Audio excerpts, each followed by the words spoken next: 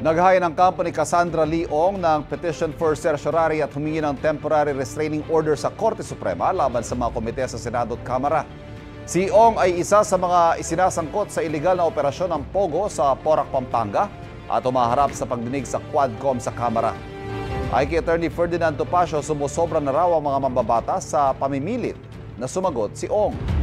Mas gusto pa raw ni Ong na makulong kaysa sagutin ang mga tanong ng mga mambabatas na nakaapekto na sa kanyang mental health. Sinisigawan siya, kinukutya siya, she's being ridiculed, ini-intimidate, tinethreaten, may mga very insulting words na sinasabi po sa kanya. Kayo naman po mismo ang mga saksi nito.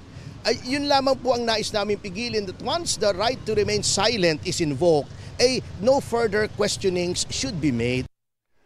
Ayon naman kay Senadora Risa Hontiveros, nananalig siya na papanigan ng Korte Suprema ang kapangyarihan ng Senado na mag-issue ng subpoena at mag-contempt. Ayon naman kay Congressman Dan Fernandez, hindi pwedeng gamitin ni Ong ang right to remain silent. Pwede naman daw niyang i-invoke ang right against self-incrimination, depende sa tanong. Babala ni Topacio kay Fernandez, hindi siya dapat nagkokomento tungkol sa merit ng petisyon.